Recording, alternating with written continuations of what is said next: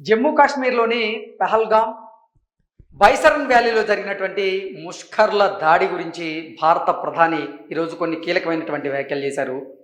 ఈ ఉగ్రదాడికి పాల్పడినటువంటి ఉగ్రవాదులు ఎక్కడ ఉన్నా వారిని మట్టిలో కలిపి తీరుతాం అంటూ గతంలో వ్యాఖ్యానించినటువంటి భారత ప్రధాని మోదీ గారు ఈరోజు అదే ఘటనను ఉద్దేశించి మరికొన్ని కీలకమైనటువంటి వ్యాఖ్యలు చేశారు.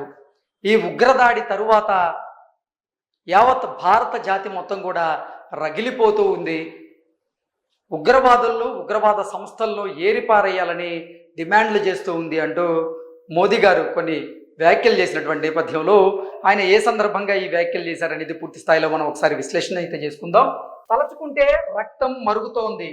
పహల్గాం ఘటనపై మన్ కీ బాత్లో పిఎం మోదీ ప్రతి నెల చివరి ఆదివారం తన మనసులోని భావాలను రేడియో కార్యక్రమం మన్ కీ బాత్ ద్వారా ప్రజలతో పంచుకుంటూ ఉంటారు ప్రధాని నరేంద్ర మోదీ గారు. ఈరోజు ప్రధానంగా పహల్గాం ఉగ్రదాడి ఘటన గురించే ప్రసంగించారు.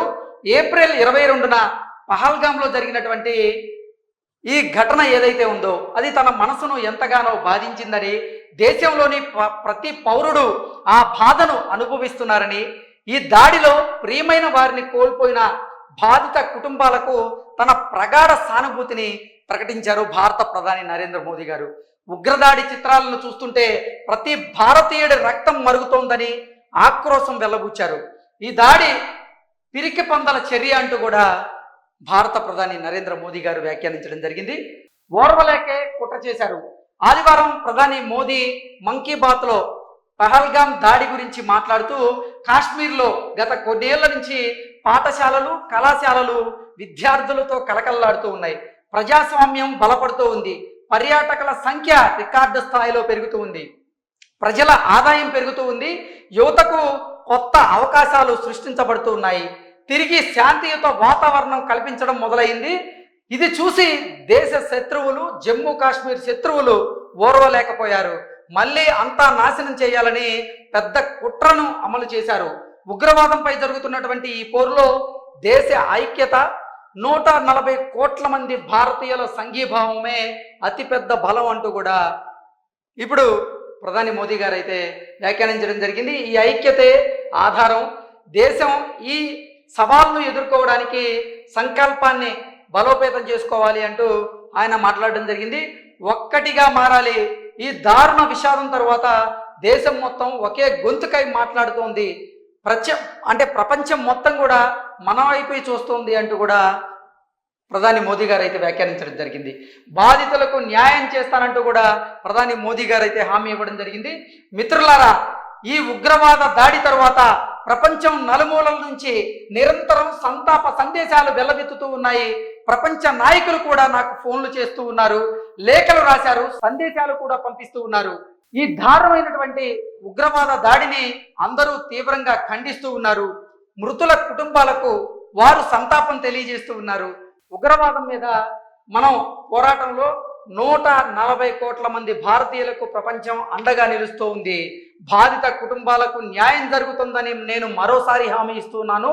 ఈ దాడికి పాల్పడిన వారిపైన, కుట్రదారులపైన కఠిన చర్యలు తీసుకుంటామంటూ కూడా మన్ కీ బాత్ కార్యక్రమంలో ప్రధాని మోదీ గారు అయితే వ్యాఖ్యానించడం జరిగింది. మనం ఉగ్రదాడి జరిగిన రోజు చూసుకున్నట్లయితే సౌదీ అరేబియా పర్యటనలో ప్రధాని మోదీ గారు ఉన్నారు. ఆయన ఈ దాడికి కారణం ఏంటో తెలుసుకోండి అంటూ కూడా కేంద్ర హోంశాఖ మంత్రి అమిత్ షా గారిని దాడి జరిగినటువంటి ప్రదేశానికి పంపించారు.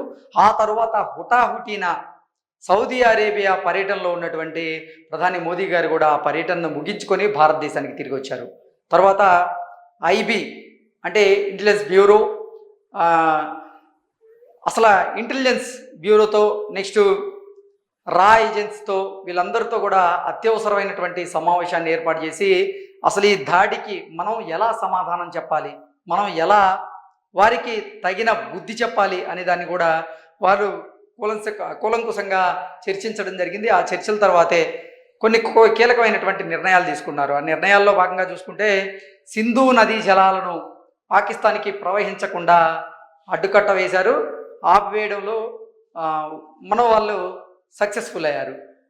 ఆ ఒప్పందాన్ని కూడా రద్దు చేసుకున్నారు. అలాగే భారతదేశంలో ఉన్నటువంటి పాకిస్తానీలు ఎవరైతే ఉన్నారో వారు 48 గంటల్లో భారతదేశాన్ని వదిలి పాకిస్తాన్‌కి వెళ్ళిపోవాల్సిందే అంటూ భారత ప్రభుత్వం ఆదేశాలు జారీ చేసింది. అందులో భాగంగా చూసుకున్నట్లయితే కేంద్ర హోంశాఖ మంత్రి అమిత్ షా గారు అన్ని రాష్ట్రాలకు సంబంధించినటువంటి ముఖ్యమంత్రులకు కూడా ఆయన ఫోన్ చేయడం, ఆ ముఖ్యమంత్రులతో మాట్లాడడం, మీ రాష్ట్రాలలో ఎవరైనా పాకిస్తానీలు ఉంటే వారిని ఎట్టి పరిస్థితుల్లో ఆ రాష్ట్రాల నుంచి పంపించేయండి పాకిస్తాన్‌కి, ఆ ఏర్పాట్లు చేయండి అంటూ కేంద్ర హోంశాఖ మంత్రి అమిత్ షా గారు అన్ని రాష్ట్రాల ముఖ్యమంత్రులకైతే ఆయన ఆదేశాలు జారీ చేయడం జరిగింది. ఆ రకంగానే మన భారతదేశంలో ఉన్నటువంటి పాకిస్తానీలందరూ కూడా ఇప్పుడు కట్టగట్టుకొని భారతదేశాన్ని వదిలి పాకిస్తాన్‌కి వెళ్ళే ప్రయత్నాలు అయితే చేస్తూ ఉన్నారు. దాంట్లో కొన్ని సవాళ్ళు ఎదురవుతున్నప్పటికీ ఆ సవాళ్ళను అధిగమించే ప్రయత్నం అయితే ఇప్పుడు భారత ప్రభుత్వం చేస్తూ ఉంది. కేవలం ఒక్క హైదరాబాద్లోనే చూసుకున్నట్లయితే 200 మంది పాకిస్తానీలు పాత బస్తీలో నివాసం ఉంటూ ఉన్నారు. వివిధ వీసాల మీద వారు ఇక్కడికి వచ్చారు. 35 మంది అంటే 200 మంది పాకిస్తానీల్లో 35 మంది బిజినెస్ వీసాలతో, వారు ఏ బిజినెస్ చేస్తున్నారనే తెలియదు కానీ బిజినెస్ వీసాలతో వారు హైదరాబాద్కి రావడం, పాత బస్తీలో వారు సెటిల్ అయిపోవడం, పాత బస్తీలోనే వారు పాగా వేయడం, ఇవన్నీ చూసాం.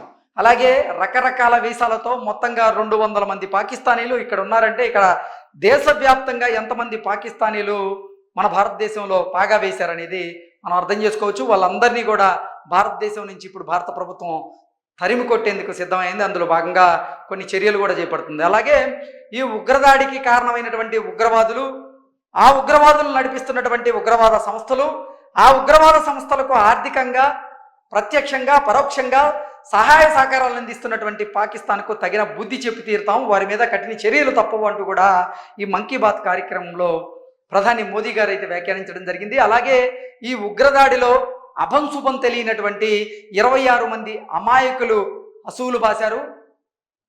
వారి కుటుంబ సభ్యులు కన్నీరు మున్నీరుగా వెలిపిస్తున్నారు. కాబట్టి వారికి నా ప్రగాఢ సానుభూతిని తెలియజేస్తూ ఉన్నాను.